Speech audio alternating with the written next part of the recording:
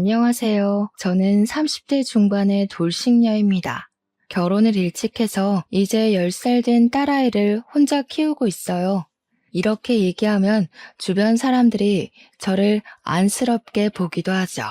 하지만 저는 지금 정서적으로도 경제적으로도 너무 만족스러운 삶을 살고 있어서 주변에서 저를 어떻게 보든 아랑곳하지 않게 되었어요. 물론 처음에는 불쑥불쑥 화도 나고 내 신세가 너무 처량하다는 생각도 들어서 우울감에 빠질 때도 많았답니다. 이혼하기까지의 일들을 생각하면 너무 충격적인 일들의 연속이었거든요. 그런데 모든 상황이 정리되고 보니 비로소 내 삶을 찾은 듯해 도리어 이혼하길 잘했다는 생각이 들더라고요. 도대체 무슨 일들이 있었길래 이혼하길 잘했다는 생각까지 드는 건지 궁금하시죠? 이제부터 제 얘기를 풀어보겠습니다. 전 남편을 처음 만난 얘기부터 하자면 대학교 시절 신입생 때로 거슬러 가야 할 것 같아요. 고등학교 3년 내내 학교, 학원, 집만 뺑뺑이 돌면서 공부에만 찌들어 살다가 자유분방한 대학생이 되어 모든 게 새롭고 기대에 부풀던 때였습니다. 고등학교 때와는 비교도 안 되는 자유로움에 취해 매일매일이 날아갈 것처럼 좋았는데 그중 가장 기대가 되었던 것은 단연 동아리였답니다. 동아리 활동은 대학 생활의 꽃이라고 하잖아요. 정말 많은 설렘과 기대를 가지고 있어서 여기저기 동아리 홍보하는 곳을 기웃거렸는데 그중 등산 동아리인 산악회가 눈에 들어오더라고요.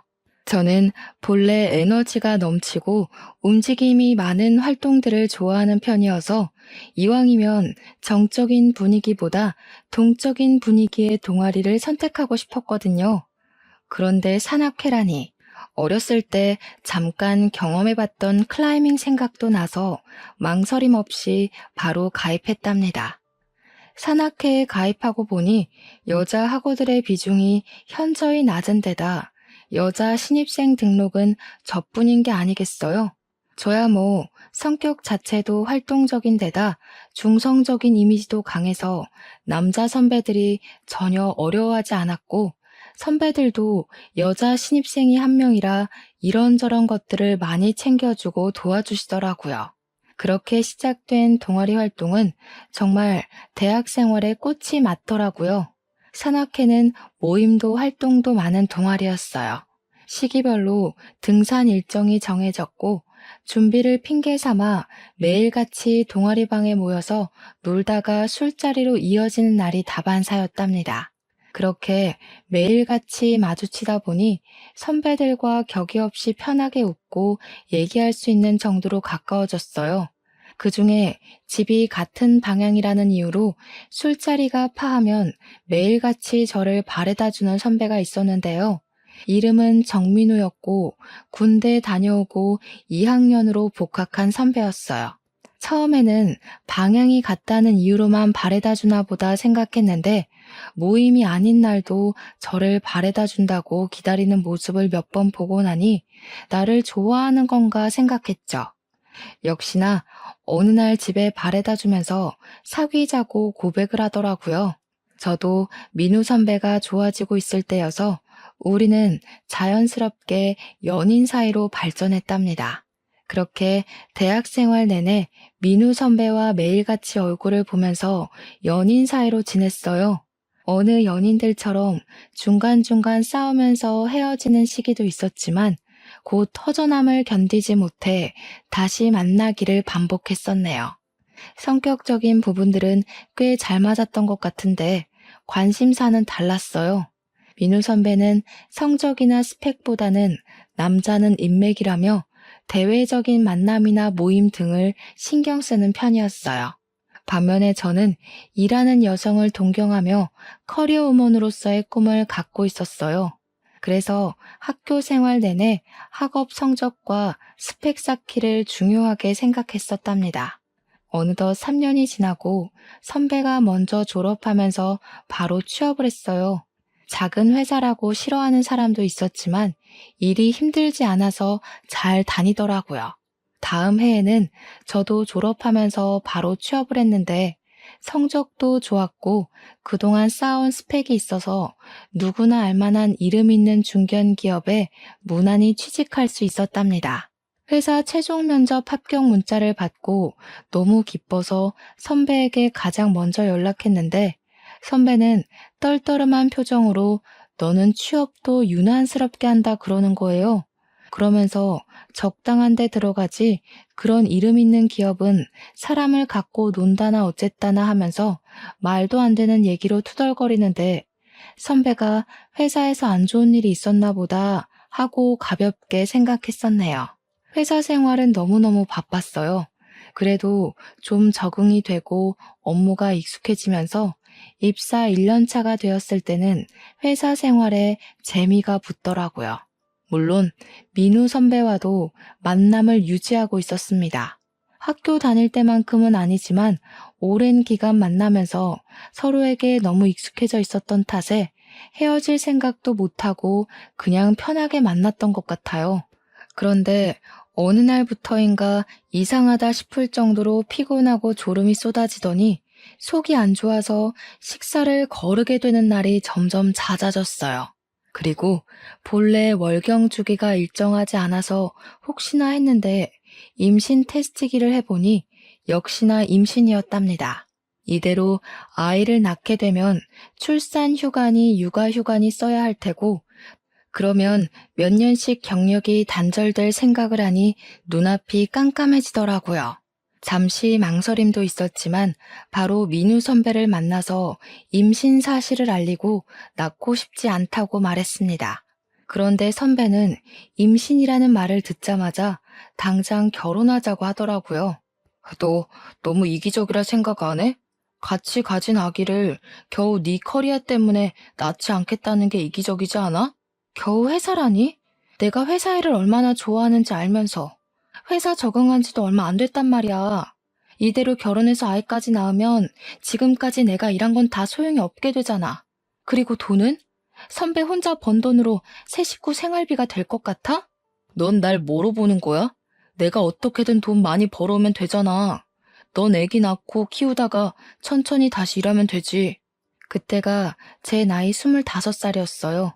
25살에 결혼해서 잘 다니던 회사 그만두고 아이 엄마가 된다고 생각하니 정말 싫었지만 선배가 이렇게까지 얘기하니까 마음이 많이 흔들리더라고요.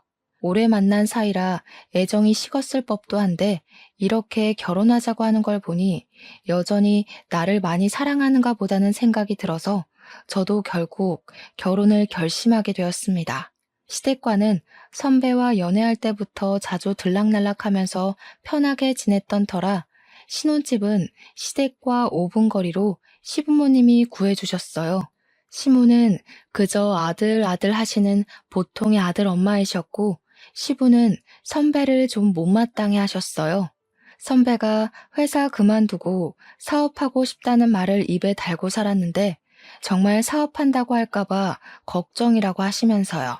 그도 그럴 것이 자유롭게 환경에서 운동을 했던 사람이라 회사의 조직적인 분위기를 싫어했고 사업하고 싶다는 말을 입버릇처럼 했어요. 하지만 성격이 유야무야 다 퍼주는 성격이라 사업과는 거리가 있어 보였거든요.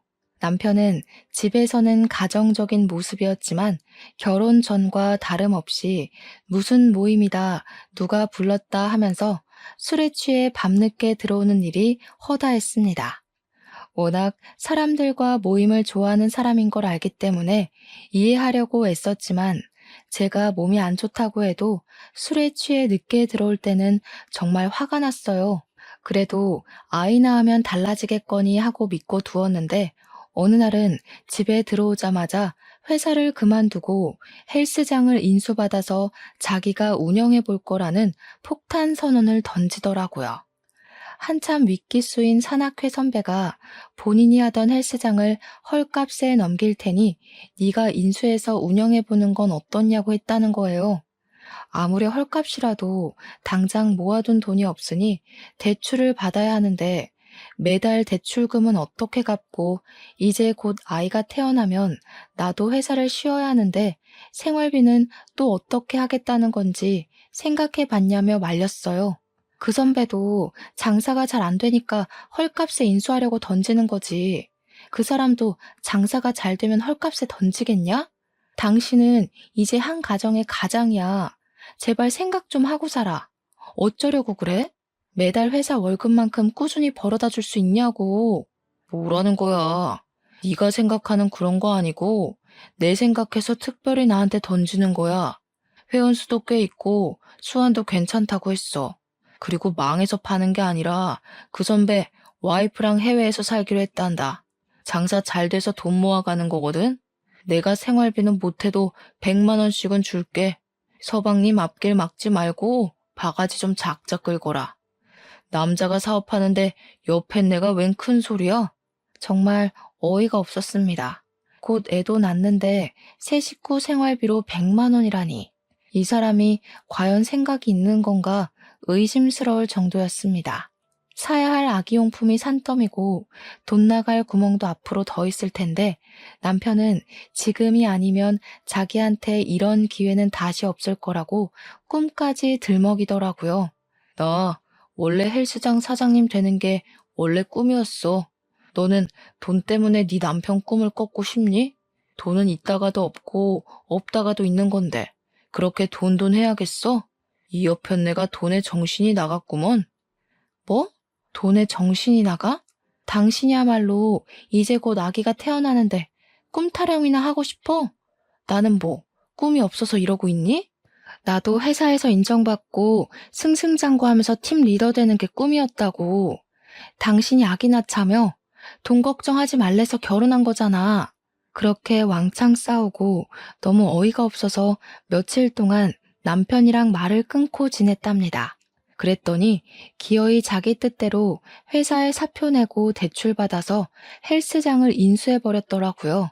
저는 임신 기간 내내 입덧도 심하고 아침이면 몸이 붓고 밤이면 다리가 뭉치고 수시로 허리가 아파서 점차 지쳐가고 있었습니다. 임신 6개월이 지나면서는 갈수록 출퇴근이 힘에 부치면서 가급적 출산 휴가를 빨리 써야겠다는 생각뿐이었고요. 하지만 벌 수 있을 때 한 푼이라도 벌어야겠다는 생각에 결국 아기 낳기 직전까지 회사를 다니다가 출산 휴가를 냈답니다. 하지만 아이가 태어나고부터 돈 문제가 불거지기 시작했어요. 매달 나가는 생활비는 늘었는데 남편은 애초에 약속했던 100만 원도 줄 수 없을 것 같다고 통보를 하더라고요. 헬스장 운영비에 인수할 때 받은 대출금의 이자까지 내고 나면 남는 돈이 없는 걸 어떡하냐고 그랬어요. 자기와는 전혀 상관없는 일인 것처럼 통보를 해오는데 책임감이라곤 일도 찾아볼 수 없는 모습이었습니다. 약속과 다르잖아. 못해도 100만 원씩은 갖고 온다며. 왜 한 입으로 두 말하는 거야? 누군 갖고 오기 싫어서 안 갖고 오니? 아직 생각만큼 매출이 많이 없는 걸 어떡해? 헬스장을 굴러가야 하고 대출금 이자도 밀릴 수는 없잖아. 그래서 돈이 없다고. 당신이 뭘 잘했다고 소리 질러? 너는 매달 100만 원 가지고 생활하는 게 가능하다고 생각했니? 그런데 그마저도 안 갖다 주면 기저귀랑 분유는 어떡하라고. 애를 굶기라는 거야? 무슨 그렇게 무책임한 태도가 다 있어. 우리 엄마한테 사달라고 하면 되지. 바로 옆에 엄마네가 있는데 무슨 걱정이야? 마치 남의 집 일을 얘기하는 것처럼 나 몰라라 하는데 저는 정말 너무 어이가 없었습니다. 이미 시부모님들은 남편 보험금과 저와 제 아이의 보험금까지 대신 내주고 계셨어요. 보험금뿐만 아니라 아기 낳고 몸보신해야 한다며 비싸게 한약도 지어주시고 돈을 아껴야 된다는 생각에 산후조리를 집에서 하려는 걸 아시곤 출산 비용과 조리원 비용도 모두 내주셨어요. 사실 시부, 시모 두 분 다 공무원이셔서 저희보다는 경제적으로 넉넉하시긴 했어요. 하지만 본인들과 우리 세 식구 보험료와 퇴직하면 실버타운 들어간다고 따로 모으는 노후 자금도 있어서 매달 꽤 많은 지출이 있을 거라는 건 바보가 아닌 이상 모를 수가 없었어요.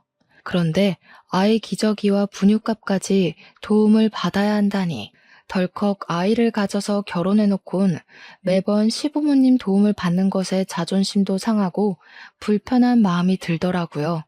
하지만 다른 방도가 없어서 결국 시댁에 이런저런 사정을 얘기하게 되었습니다. 시부모님은 본인들이 아들을 잘못 키워서 착한 며느리가 고생한다고 미안해하시면서 본인들이 생활비 100만 원을 대신 주겠다고 하시더라고요.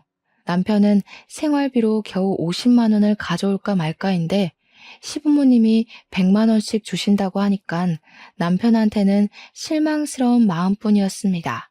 이런 남편을 믿고 애까지 낳았다니 앞날이 캄캄한 게 너무 우울하기만 했답니다. 그나마 다행이었던 것은 그동안 남편이 각종 모임을 빠지지 않고 다닌 덕에 인맥이 꽤 넓다는 거였어요. 그 인맥 덕분에 지인들 소개로 등록하러 오는 회원들도 늘어나고 지인들이 전단지를 만들어 와서 인근 아파트 단지에 돌리면서 홍보도 해주더라고요. 처음 6개월 동안은 정말 손가락만 빨다가 그렇게 지인들이 적극적으로 나서준 덕에 한 1년쯤 지나고부터는 제법 수월하게 운영이 되는 것 같았어요. 그러면서 매출은 늘어났지만 생활비에 여유가 생기지는 않았어요. 트레이너 월급과 대출금과 이자, 운영비로 나가는 돈은 줄기는커녕 더 늘어났거든요. 여전히 생활비로 가지고 오는 돈은 회사 다닐 때 벌던 월급의 반도 안 되는 금액이었어요. 가끔 150만 원씩 가지고 올 때도 있긴 했지만 아기 돌잔치까지 치르고 나니 결국 남는 돈이 없더라고요. 다행히 제 육아휴직이 끝나서 아이는 어린이집 1세 반으로 등록하고 드디어 저는 회사에 복직하게 되었습니다. 그렇게 달마다 제가 버는 월급 300만 원이 들어오면서부터 비로소 경제적으로 여유가 생기기 시작하더라고요. 시부모님께도 100만 원씩 주시던 거 그만 주셔도 된다고 말씀드릴 수 있었고 남편과 돈 문제로 다투는 것도 예전에 비해 많이 줄어들게 되었어요. 그런데 제가 회사에 복직하고 나서부터 정말 생각지도 못한 새로운 다툼거리가 생겼습니다. 애 키우는 동안은 화장도 잘 안 하고 집에서 입기 편한 옷만 입다 보니 외모에 신경 쓸 틈이 없었는데 회사에 복직하고부터는 결혼하기 전처럼 화장도 하고 복장도 갖춰 입으면서 외모를 가꾸게 되었어요. 그렇다 해도 품위 유지 정도였지 과하게 꾸미거나 했던 것은 아니었는데 남편이 슬슬 꼬투리를 잡기 시작하더라고요. 택배 보니깐 또 네 옷이더라? 무슨 옷을 자꾸 사냐?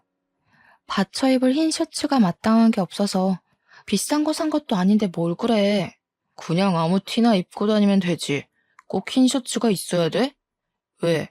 회사에 누구 잘 보일 사람이라도 있나 보지? 애엄마면 애엄마답게 입고 다니라고. 바람난 여자처럼 하지 말고. 이렇게 말도 안 되는 억지를 부리는 남편이 어이없었지만 애 키울 때 핀잔 듣는 것과는 다르게 기분이 막 나쁘진 않아서 그냥 그러려니 넘어갔어요. 그런데 문제가 그런 다툼 몇 번으로 끝나지 않더라고요. 제가 다니는 회사는 회식이 잦은 편이었습니다. 그룹별, 팀별, 동아리별, 동기별, 직급별 등 회식 공지가 자주 올라왔어요. 모든 회식에 꼭 참석해야 하는 것은 아니었지만 저는 가급적이면 직급 높은 상사들이 참석하는 회식이나 친한 동기들끼리 갖는 회식은 꼭 참석하려고 했어요. 진급에 대한 희망을 갖고 있었기 때문에 직급이 높은 상사들한테 일 잘하고 적극적인 직원으로 인정받고 싶었거든요. 제가 회사를 다닌다고 했을 때부터 아이는 시부모님들이 봐주시기로 했기 때문에 그 부분도 걱정이 없었고요. 문제는 남편이었습니다. 제가 회식이 있다고 하면 헬스장에서 일을 하고 있다가도 30분 단위로 전화를 하면서 아직도 술 마시냐고 타박이었습니다. 오늘 또 회식이야? 너 회식 때문에 회사 가냐? 무슨 여자가 허구한 날 회식이라고 술만 마시고 다녀? 무슨 소리야. 돈 벌러 회사 다니는 사람한테. 그 월급으로 우리 생활비 쓰는 거 몰라서 그래? 남편은 헬스장 하는데 넌 그 잘난 회사 다니면서 돈 번다고 지금 생색내는 거야? 번지르르한 남자들이랑 같이 일하니까 남편이 우스운가 봐. 거기 남자들 대기업 다닌다고 겉으론 점잖은 척 똑똑한 척이지 속은 다 쓰레기고 늑대야. 여자들 옆에 앉혀놓고 술 마시려고 회식 그런 거나 하는 거라고. 그런 자리에 꼭 끼고 싶냐? 당장 들어와. 다른 사람들이 다 당신 같은 줄 아나 보지? 당신이 헬스장에 운동하러 오는 여자들 보면서 늑대 같은 생각만 하니깐 다른 사람도 다 그렇게 본다고 믿는 거잖아, 지금. 에이씨, 지금 말 다 했어? 그냥 네가 회식을 안 가면 되잖아. 자꾸 그런 식으로 회식을 술 마시고 늦게 오는 자리로만 몰아가고 화를 내니까 나중에는 저도 오기가 생기더라고요. 본인은 결혼 전과 똑같이 모든 모임 다 참석하고 술 마시고 늦게 오는 날이 수두룩하면서 저는 끼케야 회사 회식이나 대학교 선후배 모임 정도만 나갔었거든요. 더욱이 술 취해서 들어온 적도 없었고요. 특히 대학교 선후배 모임은 남편과 같이 참석할 때도 있었는데 한 번은 집에 와서 갑자기 막 화를 내더라고요. 너 아주 실실 웃더라. 다른 남자들이랑 술 마시니까 그렇게 좋디? 너 여기저기 해프게 웃는 게 꼭 술집 여자 같았어. 뭐? 지금 그게 와이프한테 할 소리야? 오랜만에 만나 반가워서 기분 좋게 얘기한 걸 가지고 그렇게 말하는 게 이상한 거 아니야? 당신 진짜 사고 회로에 문제 있는 것 같아. 당신 말대로 거기 선배 후배들이 나를 술집 여자로 봤다는 거니? 당연하지. 회사 다니면서 돈 번다고 유세나 떨고 집에 있는 남편은 개무시하고 다른 남자들이랑 술 마시면 그저 좋아서 해프게 웃는데 그럼 그게 술집 여자지 뭐냐? 남편은 이미 혀가 꼬인 상태였어요. 그렇게 막 화를 내면서 술주정을 하더니 그대로 고꾸라져 버리더라고요. 그 다음날 어제 나한테 그렇게 얘기한 거 기억나냐고 물어봤더니 자기가 설마 그렇게 얘기했겠냐며 기억이 안 난다고 우기는 거예요. 그때 속으로 생각했답니다. 다음부터는 이런 일이 생기면 녹음을 해야겠다고요. 그리고 더 큰 일은 이후에 있었습니다. 그날은 부장급들이 다 참석하는 데다 곧 조직도 개편이 있을 예정이라 회사 분위기도 살필 겸 해서 참석한 회식이었어요. 회식을 시작한 지 대략 1시간도 안 되었는데 남편 전화가 오더라고요. 안 받으면 받을 때까지 전화를 하고 전화를 받으면 왜 늦게 받냐고 화를 낼 걸 알고 있었기에 급히 화장실로 가서 전화를 받았어요. 남편은 급한 목소리로 애가 아파서 병원 가는 길이니까 집에 아무도 없어도 놀라지 말라고 하더니 제 대답을 듣기도 전에 그냥 끊어버리더라고요. 놀란 마음에 양해를 구하고 부랴부랴 나와서 택시를 잡는데 제 앞으로 남편 차가 와서 멈추는 게 아니겠어요? 게다가 남편은 싱글벙글 웃고 있더라고요. 어서 타. 우리 드라이브 하자. 오늘 헬스장은 후배가 봐준 데서 오랜만에 당신이랑 놀려고 시간 뺐어. 애는? 병원 간다며. 아까 전화로 한 얘기는 뭔데? 그리고 당신 내가 여기서 회식하는 건 어떻게 알았던 거야? 그거야. 당신이 회식 핑계대고 바람이라도 났을지 누가 알아. 그래서 당신 회사 앞에 있다가 한번 따라와 봤지. 유미는 우리 엄마가 봐주고 있어서 잘 놀고 있을걸? 애가 아프다고 해야 당신이 바로 뛰쳐나올 것 같아서 그냥 한 말이니까 유미 걱정 안 해도 돼. 뭐? 바람? 당신 의처증이야? 와이프 바람 날까 의심하고 아이 아프다고 거짓말해서 드라이브니 뭐니 하자고?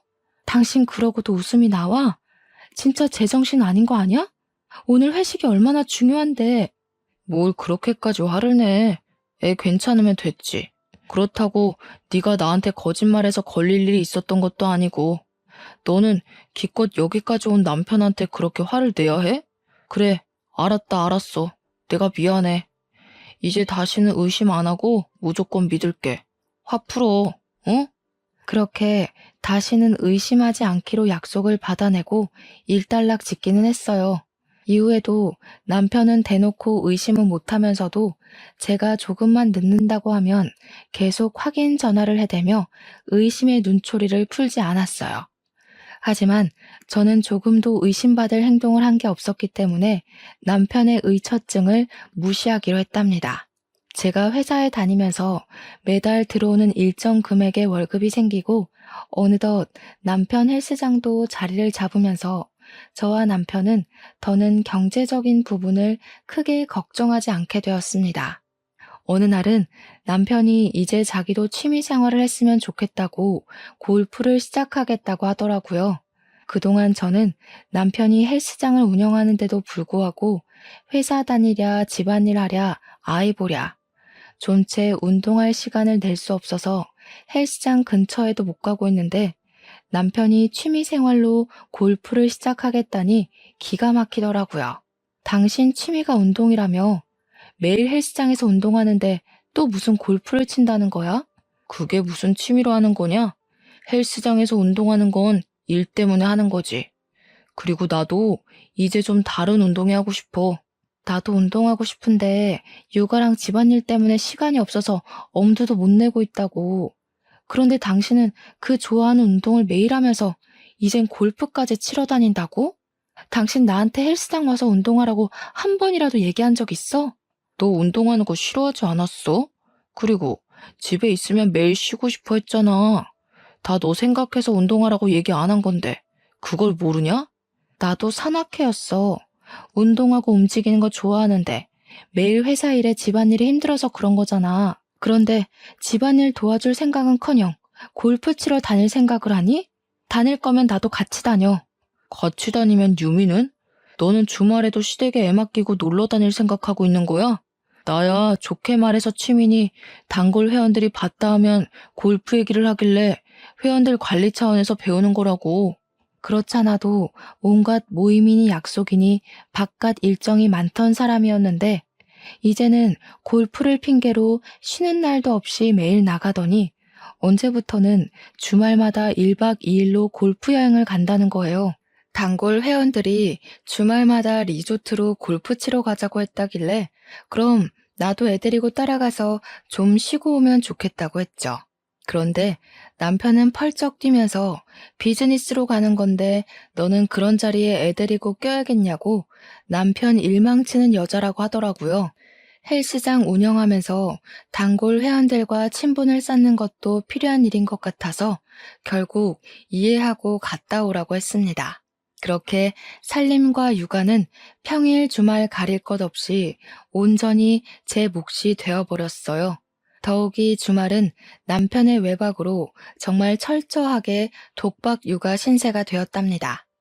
어느 날 회사 친한 동생이 남편 헬스장 있는 동네로 이사했다고 거기 헬스장 등록하는데 같이 가달라고 하더라고요. 남편한테는 굳이 연락 안 하고 퇴근길에 같이 헬스장을 들렸거든요. 그런데 남편이 보이지 않아서 뭐 잠깐 나갔겠거니 생각하고 커피나 마시고 올 겸 동생과 1층으로 내려갔어요.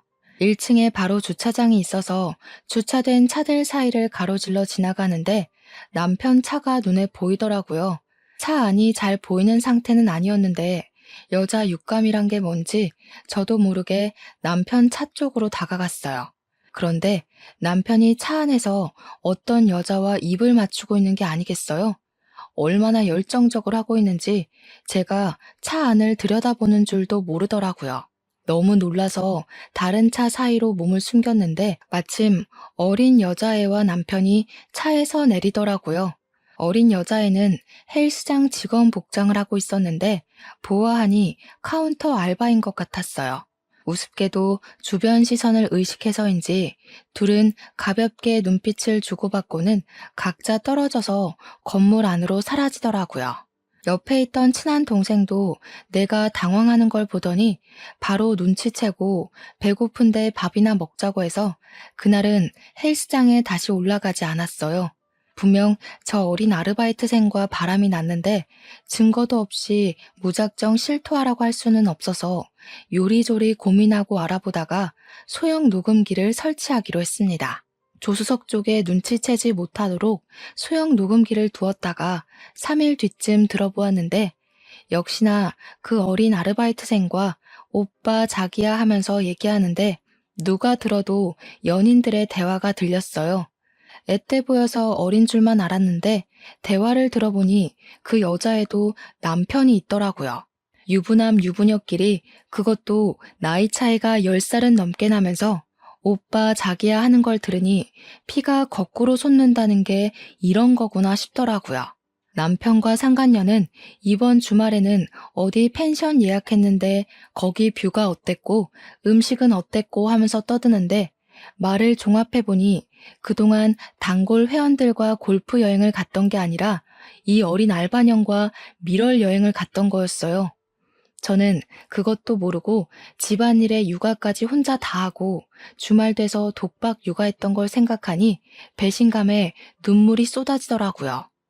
단판을 지을 생각으로 헬스장 근처로 가서 남편을 불러내고 바람 피우는 거 알고 있다고 얘기를 했습니다. 처음에는 펄쩍 뛰면서 나보고는 의처증이라고 뭐라 하더니 너는 의부증이냐고 오리발을 내밀더라고요. 주말마다 딴짓하니깐 좋냐? 나 당신 거짓말하는 거 다 알고 온 거야. 오리발 적당히 내밀지. 갑자기 딴짓이라니. 단골 회원들이랑 골프 치러 가는 거 허락해놓고서는 갑자기 사람을 거짓말쟁이로 모는 건 뭐냐? 안 그래도 지금 바빠 죽겠는데 시답지 않은 얘기하려고 불러내기나 하고. 나 헬스장 들어가 봐야 돼. 내 말 아직 안 끝났어. 들어가긴 어딜 들어가? 왜? 그 알바년이 지금 이 순간에도 보고 싶든? 아이고, 참 유별난 사랑이다. 너 바람난 거 다 알고 있다고 말하러 온 거야. 그렇게 어린애랑 바람나서 주말마다 외박이나 하고. 정말 나한테 너무한 거 아니야? 야, 너 의부증이냐? 내가 걔랑 무슨 바람을 피운다고 그래. 헬스장 말아먹을 일 있어? 내가 직원이랑 바람나게. 너나 말 조심해. 실토할 기미 없이 자꾸 오리발을 내밀길래 녹음기를 틀어서 그간 둘이 했던 대화를 들려줬어요. 오빠, 저번 주말에 갔던 곳 침대가 너무 편했는데 이번에도 그런 곳으로 잘 고른 거 맞죠? 나 침대 불편하면 못 자니까 펜션 리뷰랑 이런 것도 잘 체크해야 돼. 알죠? 역시 오빠밖에 없어. 너 침대 불편하면 못 자는 거 알고 내가 항상 스위트룸 뺨치는 곳으로 예약하잖아. 이번에도 마음에 들 거야. 너랑 마실 와인도 완전 고급진 걸로 준비했으니까 기대하라고. 가만 듣고 있던 남편 얼굴이 사색이 되더니 갑자기 녹음기를 집어서 냅다 던지더라고요. 그러면서 도리어 적반하장식으로 저한테 막 화를 내는 거예요. 너 이게 뭐야? 남편 뒤낚이려고 이런 거 몰래 넣어둔 거지? 이 정신 나간 년. 야, 네가 지금 구린 게 있으니까 오히려 날 의심했나 봐. 이제 보니 너 아주 무서운 여자였구나. 둘이 같이 있는 걸 이미 봤는데 증거도 없이 실토하라고 할 수는 없잖아. 당신이야말로 자기가 이러고 다녀서 그동안 나 의심했던 건가 봐? 뭐라고? 그게 그거랑 같아? 남자가 여자 의심할 수도 있고 어쩌다 한번 바람필 수도 있고 그런 거지. 어쩌다 한 번인지 지금까지 여자 갈아치워가면서 바람 피웠는지 내가 어떻게 아니? 어디서 적반하장이야? 여보, 나 걔랑 바람 피우는 그런 관계 아니야. 걔가 어린 나이에 너무 일찍 결혼하고 남편은 뭔 공부를 한다나 그래서 걔가 그렇게 알바 뛰면서 뒷바라지 한다길래 기특해 보였어. 그렇게 고생하는 게 안 돼 보이고 하니까 한두 번 밥 사주고 그랬던 거지. 진짜로 걔랑 그렇게 그런 사이 아니야. 나 걔가 오빠 오빠 하면서 엉겨붙잖아. 자기 나 못 믿어? 그 말을 나보고 믿으라고? 그래서 그게 그렇게 좋았냐? 당신 헬스장 잘 되는 일이라면 내가 다 이해하고 참고 넘어갔는데 당신은 고마운 줄도 모르고 그따위 짓이나 하고 다닌 거야? 은혜도 모르는 등신 같은 놈. 이렇게까지 배은망덕할 줄 몰랐다. 뭐? 왜 내가 너한테 고마워해야 되는데? 그렇게 이해를 잘했으면 이 일도 헬스장 잘 되는 일이라 이해하고 넘어가주면 되겠네. 돈 번다고 생색내기만 했으면서 뭘 이해하고 뭘 참았다는 건지. 그렇게 억울하면 너도 다른 사람 만나서 즐기든가. 너도 나 몰래 딴짓하고 다녔을 거 아냐? 나는 네가 회사 간다고 하면서 치장할 때부터 알아봤어. 지금 나보고 맞바람이라도 피라는 거야? 난 그동안 회사 다니고 매달 또박또박 월급 받고 유미 잘 키울 생각만 하고 살았다고. 남편이 바람난 줄도 모르고 바보 등신같이 혼자 일하고 살림하고 유미 케어도 내가 혼자 다 하면서 속 터져. 너는 뭐든지 생색내야 직성이 풀리지. 그래 너 잘났다 잘났어. 증거 잡아서 아주 신이 나셨네. 이런 적반하장이 어디 있을까 싶었지만 딸아이 생각해서라도 생각할 시간을 좀 가져야 할 것 같아서 일단 알바년과 헤어지라고 했습니다. 그랬더니 하는 말이 더 가관이더라고요. 어차피 알게 된 거 이번 주말에 여행만 갔다 오고 헤어질게. 펜션 예약한 거 취소 못한다고. 얼마나 비싸게 예약한 펜션인데. 내가 다른 여자랑 가려고 잡은 펜션인데 당신이 갈 것도 아니잖아. 어쨌든 헤어지기만 하면 되는 거 아니냐고. 한 번은 좀 이해해주라. 나도 당신 딴 남자 만나 즐기는 거 한 번은 이해해줄게. 너도 만날 수 있으면 한번 만나보든가. 그래? 나라고 못 즐길 것 같아? 알겠어. 나도 다른 사람 만나서 앞으로 즐기면서 살 거니까 신경 쓰지 마. 말은 그렇게 했지만 누굴 만나서 즐기고 싶다는 마음은 전혀 들지 않았어요. 더욱 기가 막혔던 것은 화나서 그냥 한 말인 줄 알았는데 주말에 정말 그 알바년이랑 여행을 갔다는 거예요. 더는 참을 수가 없었습니다. 그래서 그 다음날 상간녀가 퇴근하는 시간에 맞춰 헬스장 앞에 숨어 있다가 상간녀를 따라가 집을 알아두었어요. 그리고 다음날에 다시 상간녀 집 앞으로 갔어요. 잠시 앞에 있었던 그 집에서 어느 남자가 책이 많이 든 것처럼 무거워 보이는 가방을 메고 나오더라고요. 머리는 자연스레 헝클어져 있고 무릎이 튀어나온 운동복을 입은 채 터벅터벅 걷는 모양새가 영락없는 고시생 같아 보였습니다. 집 앞에서 바로 아는 체를 할 수가 없어서 좀 따라가다가 버스 정류장에서 말을 붙여보았어요. 당신 아내가 일하는 헬스장 사장 아내 되는 사람인데 내 남편과 당신 아내가 바람 피운다고. 직설적으로 얘기했더니 처음에는 저를 정신 나간 여자 보듯이 보는 것 같았어요. 안녕하세요. 저는 이지은이라고 합니다. 당신 아내가 일하고 있는 헬스장의 사장 와이프 되는 사람입니다. 아, 제 아내가 어디 카운터 알바 일을 한다고는 했는데 헬스장인지는 잘 모르겠네요. 그런데 저한테 무슨 볼일이시죠? 단도직입적으로 말씀드릴게요. 제 남편과 당신 아내가 바람이 났어요. 녹음 파일부터 들어보시는 건 어떠세요? 상간녀의 남편은 당황하는 기색을 보이더니 카페로 자리를 옮겨 이야기하자고 했습니다. 그리고 자리에 앉자마자 녹음본을 들려줬어요. 상간녀의 남편의 얼굴빛이 점점 안 좋아지더라고요. 아, 제 아내 목소리가 맞네요.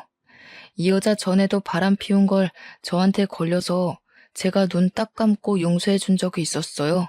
어쩐지 며칠간 친구 집에서 자고 온다 했더니 전부 거짓말이었나 보군요. 아무튼 그래서 당신은 어떡하실 생각이죠? 저는 이미 남편한테 너무 실망을 해서 이혼 생각 중이에요. 그런데 생각하면 할수록 너무 억울하고 화가 나서요. 그런데 당신도 당신 아내한테 실망이 이만저만이 아니실 것 같은데 굉장히 평안해 보이세요. 사실 이런 일이 또 일어날까 싶어서 예전부터 생각해 두었던 계획이 있었습니다. 맞바람을 피는 거죠. 제 아내도 저와 똑같은 기분을 느끼게 하고 싶었거든요. 우리 둘이 만나는 모습을 보이면 둘이 불같이 화내지 않을까요? 너무 좋은 생각이에요. 저도 제 남편에게 똑같은 기분을 느껴보라고 하고 싶었거든요. 혹시라도 나중에 이혼할 때 역으로 당할 수도 있겠다는 생각에 상간녀 남편과 차분히 계획을 세우고 CCTV로 증명이 되는 호텔을 찾아 미리 예약하고 그날 밤에 다시 만났습니다. 그리고 침대에서 둘이 다정이 있는 듯한 사진을 찍어서 각자 배우자한테 보냈더니 사진을 보내고 몇 분 안 돼서 남편한테 전화가 오더라고요. 너 이게 뭐야? 정신 나갔어? 야, 너 지금 어떤 새끼랑 있는 거야? 네가 아주 술집 여자처럼 되고 싶어서 발악을 하는구나. 네가 나도 다른 사람 만나서 즐기고 살라며. 당신이 바람 피우는 건 괜찮고 내가 그러면 술집 여자냐? 여자랑 남자가 같아? 같냐고. 그것도 애 엄마가 남편 보란 듯이 다른 남자랑 그렇게 뒹굴 생각을 해? 남편이 불그락 푸르락 화를 내는 걸 보니 그렇게 통쾌할 수가 없더라고요. 상간녀 남편도 옆에서 상간녀와 통화를 하는데 굉장히 매몰차고 냉소적으로 나도 바람 피울 수 있지만 당신 존중하고 사랑해서 안았던 건데 지금 기분이 어떠냐고 묻더라고요. 그렇게 서로의 배우자와 통화를 마치고 각자 헤어져서는 저는 다른 호텔로 가서 하룻밤을 보내고 다음날 아침에 집으로 들어갔어요. 그런데 남편이 저를 보자마자 더러운 여자라고 소리치면서 냅다 뺨을 갈기더라고요. 그래서 저도 보란듯이 남편 뺨을 한 대 갈겼는데 그때부터 남편은 미치광이가 되어서 저를 사정없이 패기 시작하는 거예요. 평소 운동이 취미인 근육질 남자가 인정사정 없이 주먹질을 날리는데 도저히 피할 도리 없이 속수무책으로 맞기만 했어요. 그러다 남편이 숨이 찼는지 잠깐 헐떡거리면서 멈추길래 없는 정신을 부여잡고 정신 나간 여자처럼 도망쳐 나왔습니다. 근처에 갈 곳이라곤 시댁뿐이라 시댁으로 도망쳤는데 시부 시모가 제 모습을 보시더니 아연실색하셨어요. 저는 남편이 개 패듯이 때렸다고 겨우 말하고는 그대로 정신을 잃었답니다. 결국 구급차를 부르고 난리가 아니었다고 했어요. 정신을 차려보니 치료가 끝난 상태로 병원 침대에 누워있더라고요. 그 상황이 너무 기가 막혀서 눈물조차도 나오지 않았습니다. 그 일을 계기로 시부모님이 모든 사실을 알게 되셨어요.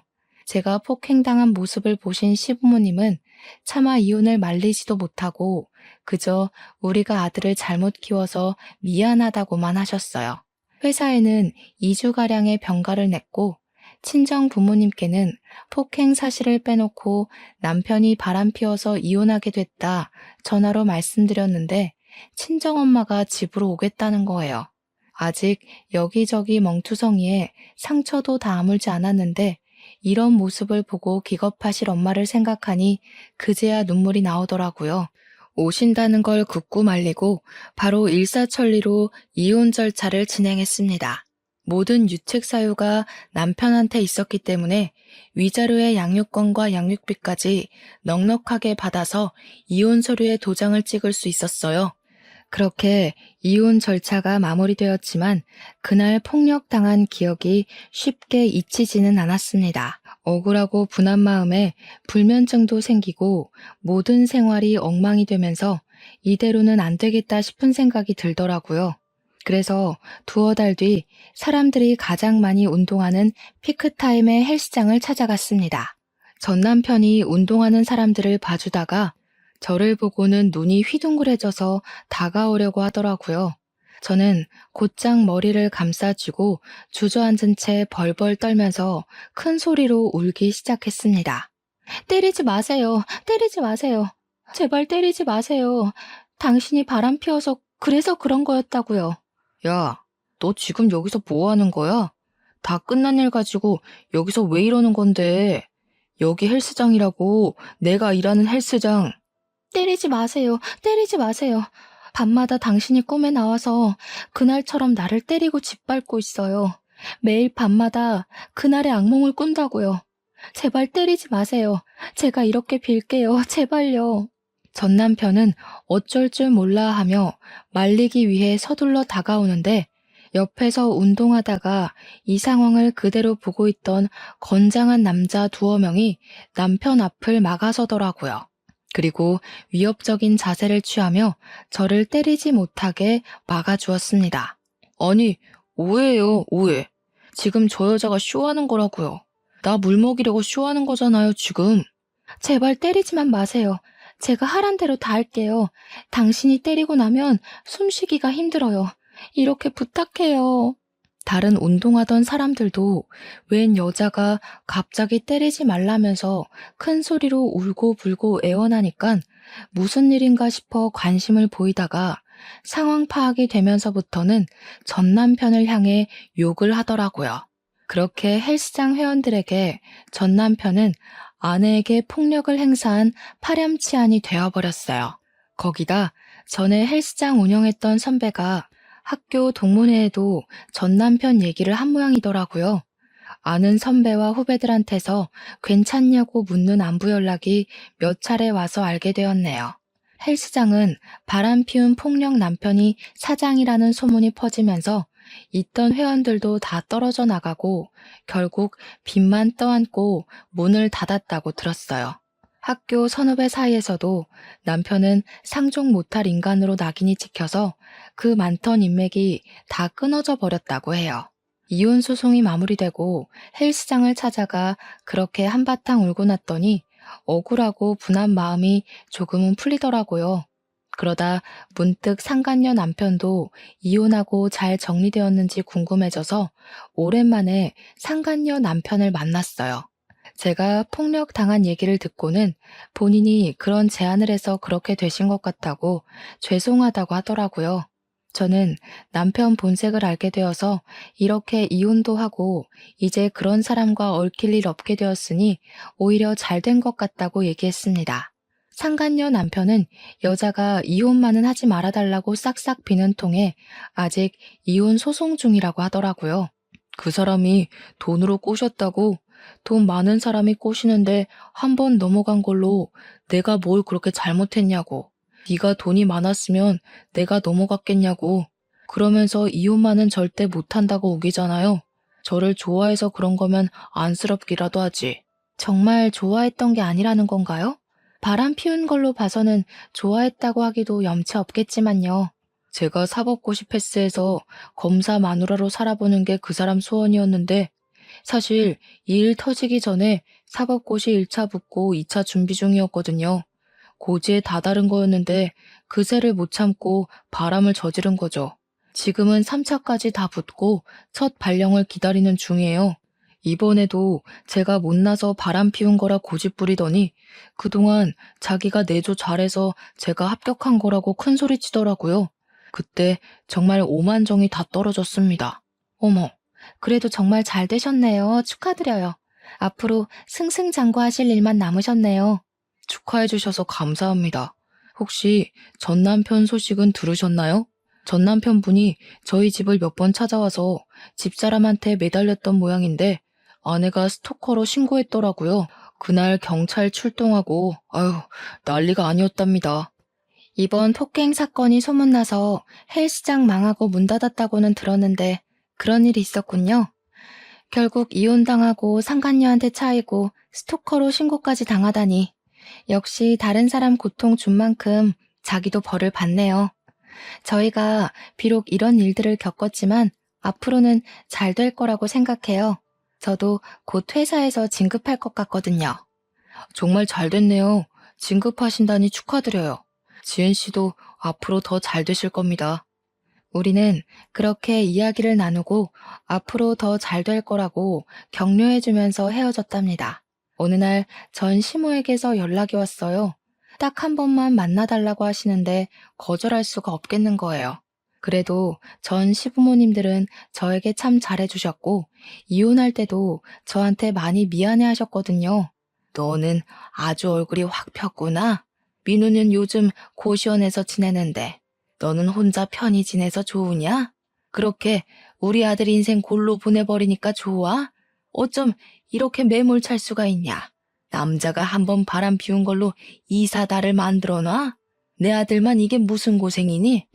민우 씨가 고시원에서 지내든 노숙을 하든 이제 저와는 상관없잖아요.